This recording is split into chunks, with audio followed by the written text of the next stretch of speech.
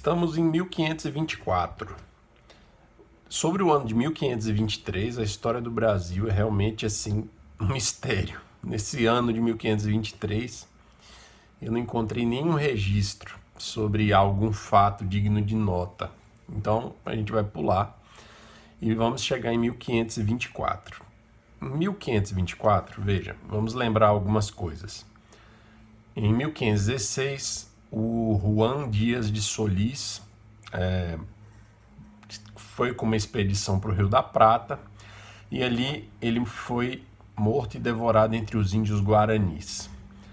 Dessa expedição, vários sobreviventes náufragos, ficaram vivendo no Brasil. Nós sabemos da existência de pelo menos 11 náufragos da expedição do Solís.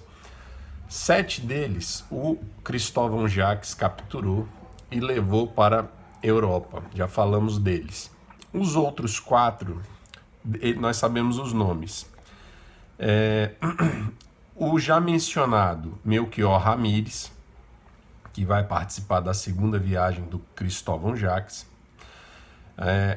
Um chamado Henrique Montes, um chamado Francisco Pacheco e o que dá título ao vídeo de hoje, o Aleixo Garcia. Bem, em 1524, então, o Aleixo Garcia vai protagonizar uma história sensacional que eu vou narrar para vocês agora. Então, o próprio Aleixo Garcia e todos os náufragos europeus que viviam ali naquela região sul do Brasil e outros navegadores europeus que não estavam vivendo no Brasil, mas enfim, todo mundo que travou algum tipo de contato com os indígenas daquela região sul do Brasil sabiam da existência da famosa Serra da Prata, que ficaria em direção a oeste, navegando pelo Rio Paraná. Bem, essa Serra da Prata, então, mitológica, né, onde a prata seria, assim, perderia até o valor havendo em tão grande quantidade, até o valor dela era desconhecido entre aqueles homens. E de fato, esse reino da prata existia e ficava em poder dos incas. Em 1524, o Aleixo Garcia vai organizar uma expedição. Então veja, ele era um náufrago vivendo aqui, ali onde eu mencionei, Porto dos Patos, litoral de Santa Catarina. E ele, junto com o Francisco Pacheco, que é um outro náufrago da expedição do Solís, vão organizar 2.000 flecheiros carijós, principalmente carijós, para fazer uma expedição em busca da Serra do Prata.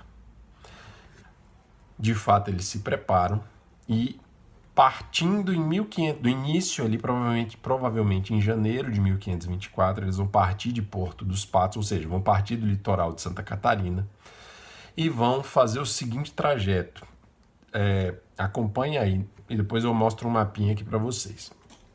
Então eles partem do litoral de Santa Catarina, aí eles vão para o norte até atingir a foz de um rio chamado Itapocu. E a partir do momento que eles atingem a foz desse rio, eles entram para o continente e vão margeando esse rio. Então, seguem margeando esse rio por um bom trecho, cobrem todo o trajeto da atual Serra do Mar. Atual, eu quero me referir ao nome, tá? Então, eles percorrem toda a Serra do Mar, superam a Serra do Mar, até atingir uma estrada muito conhecida, muito famosa entre os indígenas daquela região, que os guaranis chamavam de Peabiru.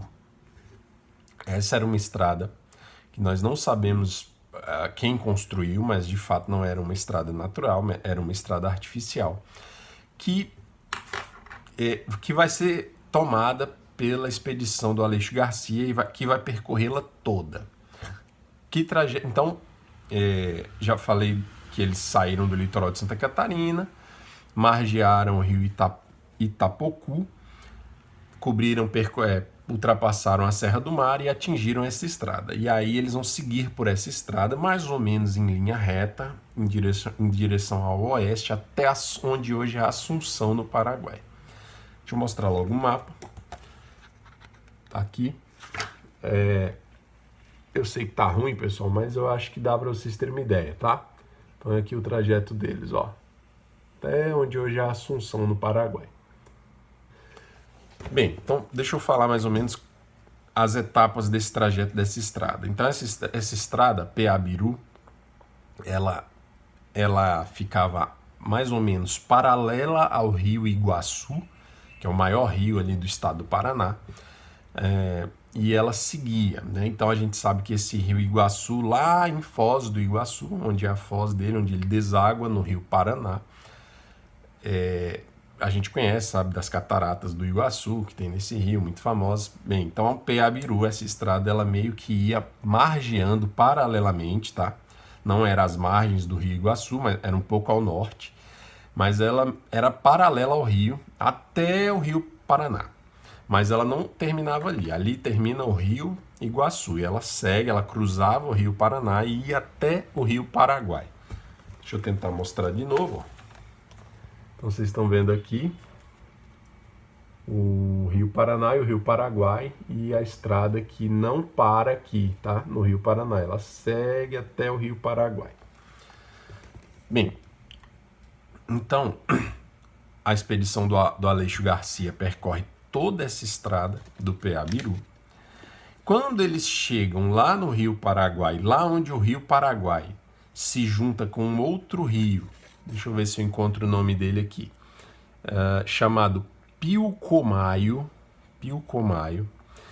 Então, quando eles chegam ali, no fim da estrada do PA-Biru, onde o Paraguai encontra o Pilcomayo, ali eles provavelmente começam a navegar subindo o rio Pilcomayo e vão navegá-lo até a sua nascente, até as nascentes desse rio.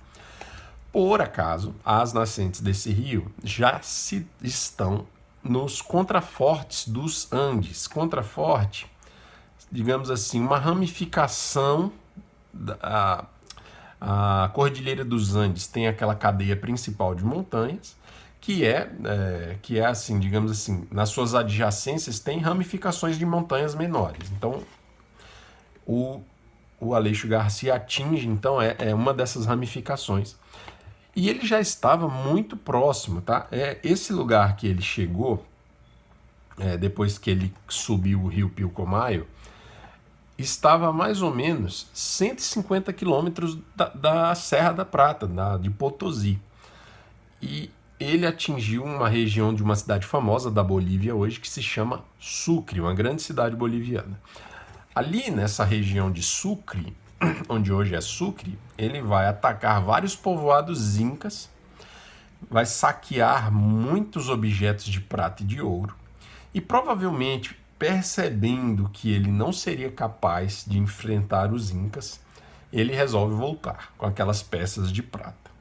E eles começam a bater em retirada, são bem-sucedidos, retornam pelo mesmo trajeto, mas quando eles chegam lá no rio Paraguai, eles vão ser atacados por uns índios ferozes chamados, cadê o nome deles?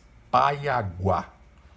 Esses índios, eles vão ficar muito conhecidos nas décadas, nos séculos seguintes, porque eles vão ser verdadeiros algozes daquelas monções que saíam de São Paulo para Cuiabá. Então, sempre que passava por aquela região ali, eles atacavam, eles eram os piratas daquele trecho ali do Rio Paraguai. Bem,